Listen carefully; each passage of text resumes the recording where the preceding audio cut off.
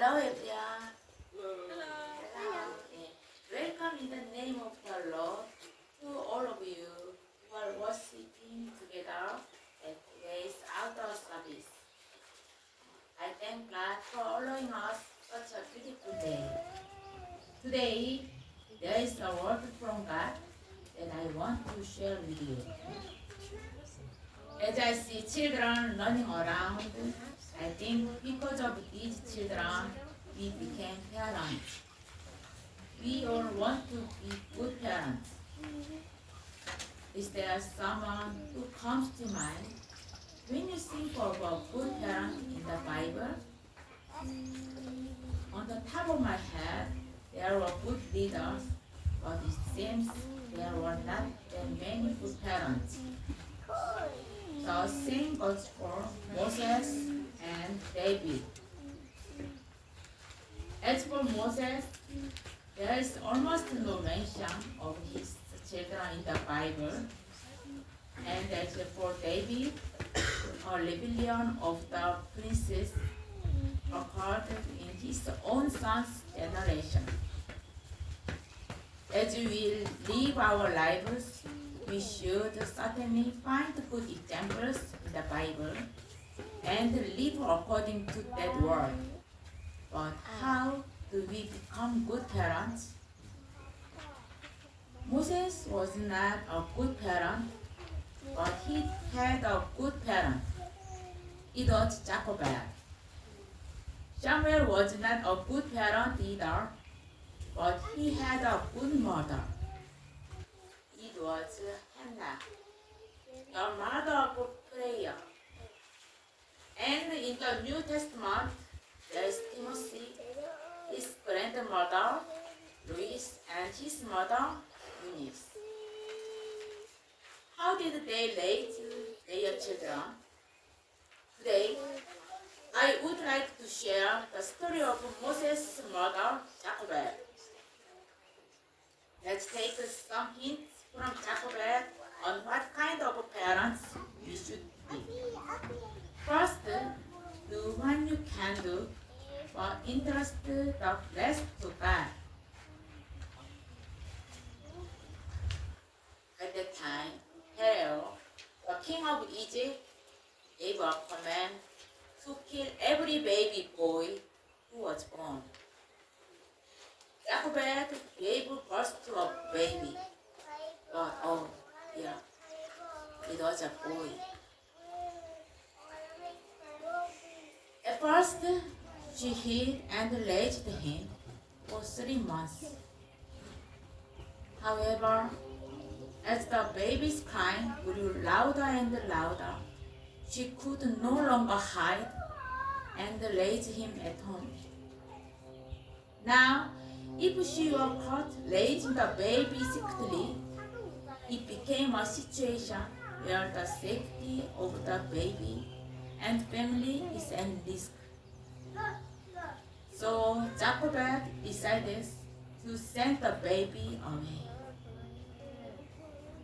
She prepares a basket for the baby and carefully applies bitumen so that water does not seep into the basket.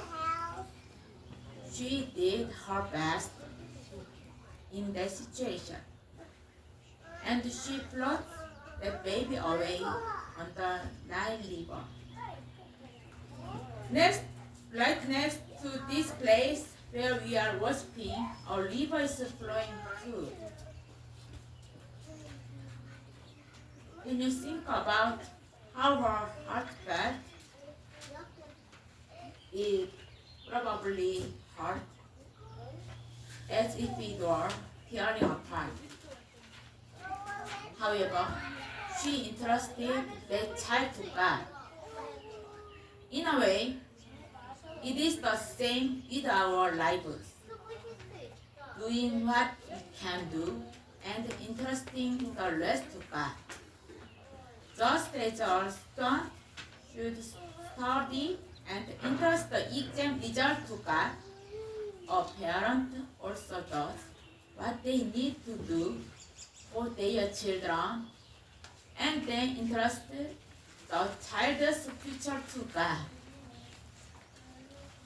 Second, be conscious of God at every moment of life. This too is a guideline for our lives. Under the Egyptian princess, Jochebed raised baby Moses, and she was not afraid of the Egyptian royal family. She implanted a Hebrew identity in the child. She taught him so that he could naturally be conscious of God in his life.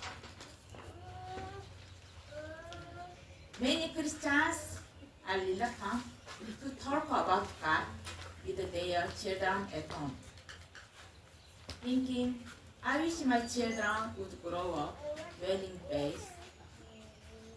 They entrust the child to the church, wanting the church to provide faith education. However, a child sketches their own life through their parents' actions, words, and through their lives. Depending on how parents face difficult things, the children are likely to make the same choices. When parents depend on money during difficult times, the children also depend on money. When parents depend on people, the children also depend on people. However, if parents seek and depend on God, the children also seek and depend on God. I respect my parents. I respect both my mother and my father, because God was always present in their lives. There are few parts that I remember vividly. My father holding the steering wheel race even before starting the engine. My father volunteered to drive for the church several decades, and he still drives every day and says, what's so hard or tiring about driving?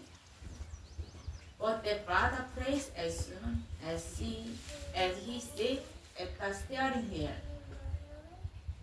What did I learn while watching my father?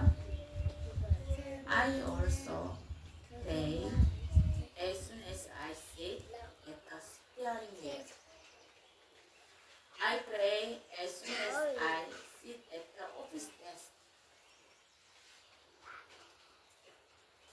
When my biological father passed away, my mother wore white hanbok, traditional funeral wear, who now had to raise children alone. During such hardship, my mom was praying alone in an empty chapel. I can still remember the view of my mom's back, even though I was only 3 years old. When I face difficult times, I kneel down more. When I was young, my mother always kept hymns playing, and we used to talk about the Bible stories and the stories of God. I do not always keep hymns playing because I am not able to focus on hearing. I mean, keeping hymns playing on the top, 3 children chattering, and the sound of my husband calling me. Sometimes it's very stressful. Yeah. But when Gina says she had a bad dream, I tell her to seek God. Honestly, It was occurred for me to say that too. At first, talking about God didn't feel natural. However, after repeating the conversation several times, speaking about God comes naturally. Also, as children grow, there are times when they learn a fever. I check the children's fever and give them fever literature. And I pray out loud. Lord, when I see it, please let this pass through this without being too sick. Also, when the children's stomach hurt, I pray to God. Last Wednesday, the children got off the bus and Lucas' expression wasn't good. I asked, is something wrong? He replied, I don't want to talk about it. I cried out quietly, Lord, and hugged him tightly. While I hugged him, I prayed silently, and I felt him crying. I didn't ask in detail what happened, because sometimes a person can hurt more when talking about it. I know that I cannot solve everything, as I know that there will be more obstacles ahead.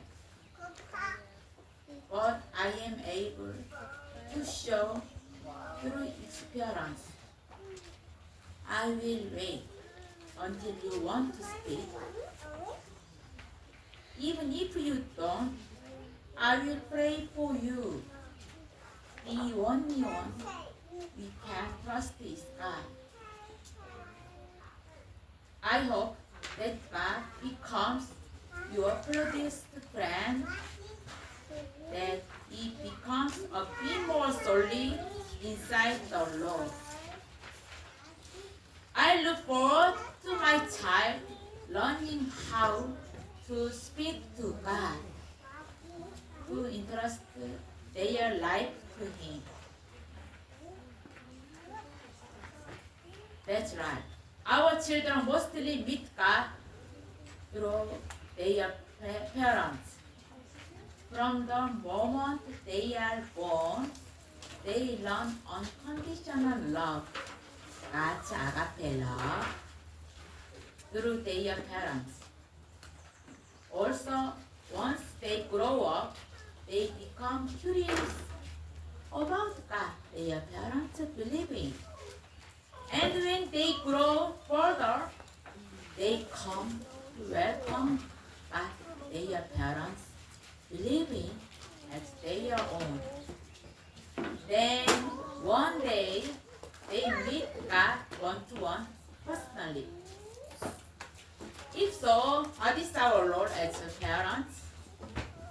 First, it is necessary to look back on how I, as a parent, communicate with God and how God is in my life. If I treat God like a vending machine, the child will also consider God like a vending machine. Here, a vending machine means the impersonal relationship. If I pray and give an offering to God, God must answer my prayer. If I love the world more than God, the child will also love the world more than God. If I depend on the power of money rather than depending on God's power, the child will also come to depend on the power of money. Checking my own faith first is needed. In dealing with children, Jochebed told us two things. First, interest or less to God. Second, be conscious of God at every moment of life. I ask all the parents here, all the moms and dads, including myself. Is there something you don't know when raising your children? Is there a part you are worried about? Ask God. He will answer you. Even if it is not hard right now, do not be disappointed. In showing that you speak with God, your children will learn too. Lastly, there's a Korean system called the Song of Jochebed. Because it has been translated into English, I would like to share it with you. There's a master of your life, a true parent in your life is God, your Father, whom I entrust you in His hands. I want us to become good parents who entrust all of our children to God. Thank you so